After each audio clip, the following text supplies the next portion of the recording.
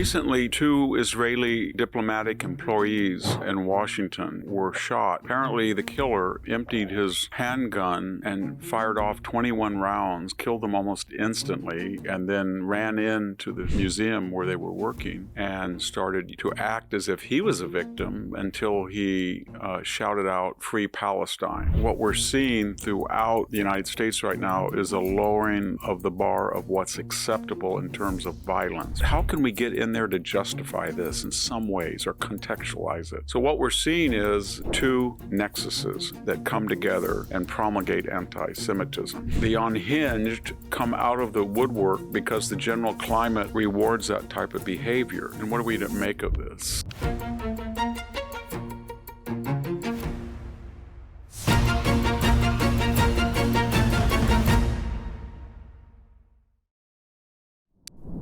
Hello, this is Victor Davis Hanson for the Daily Signal. Recently, two Israeli diplomatic employees in Washington, Yaron Leshinsky and Sarah Milgram, were shot. Apparently, the killer, Elias Rodriguez, emptied his handgun and fired off 21 rounds, killed them almost instantly, and then ran into the museum where they were working and started to act as if he was a victim until he shouted out, "Free Palestine." And what are we to make of this? I think what we're seeing throughout the United States right now is a lowering of the bar of what's acceptable in terms of violence. We saw that Luigi Mangione became a cult hero to the left because he, in a premeditated fashion, killed a United Health company, corporation executive, shot him down in cold blood, and on the specious excuse that they were overcharging people. But he became a hero. And we saw that Abrego Garcia, who beat his spouse, threatened to kill her, apparently. She thought he was going to kill her, and was an illegal alien and had at one time deportation orders and was a member pretty clearly of an M13 gang and was engaged in human trafficking and was deported, became a cult hero to the left. And we had an incident in Texas where a young teenager stabbed another one, and then he became a victim. No need to go into the details. We had the two assassination attempts, and I think you could, if you collated the social media content of those two killers, it was pretty much to the left, kind of reminiscent of the shooter of Congressman Steve Scalia and the wounding of others, who was a Bernie Sanders. What am I getting at? There has been a general lowering of the bar, as I said, of what's acceptable violence. And we saw that with the Tesla excuses and contextualization when somebody ran somebody off the road or destroyed a charging station or firebombed a station. Even the media reports of the tragic deaths. I was reading today an NPR account, and after about 6 paragraphs, they get uneasy describing the murder, and they just have to put something in, and they do. And they say, and this wasn't during a period of tensions because of the people getting killed in Gaza. In other words, just a little bit, how can we get in there to justify this in some ways or contextualize it?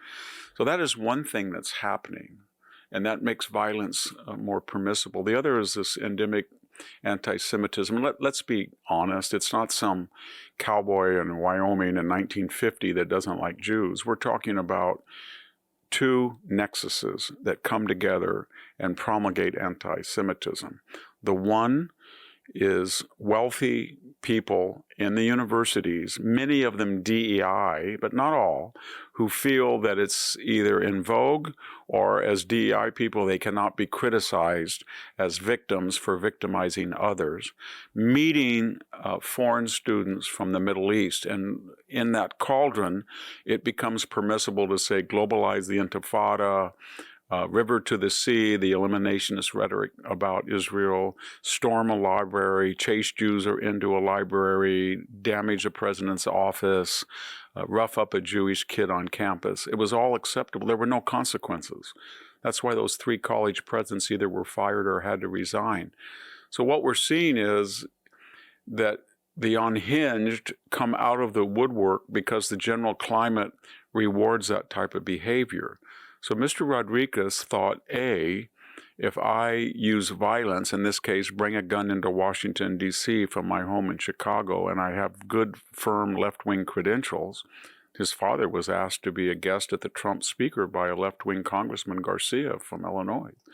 So he comes in, and he knows that if he shoots and murders someone, there's going to be a lot of people who will praise him, or at least excuse what he did, number one. And number two, he's killing Jews.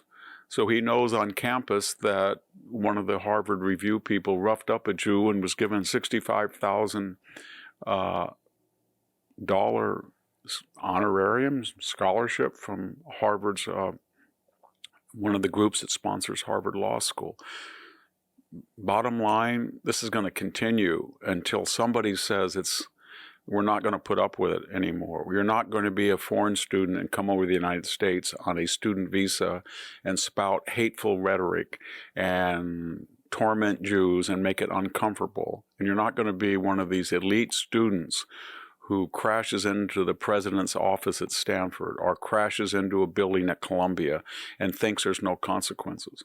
And that's why Donald Trump is trying to shock treatment to the universities to say, you don't know what you're doing. You're a global embarrassment, that you permitted and you have fueled anti-Semitism, and the left atmosphere anyway is to condone violence when it's used for revolutionary purposes. Add it all up, and we get two wonderful people murdered in D.C.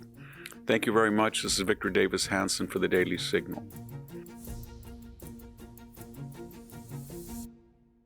Thank you for tuning in to the Daily Signal. Please like, share, and subscribe to be notified for more content like this. You can also check out my own website at victorhanson.com and subscribe for exclusive features in addition.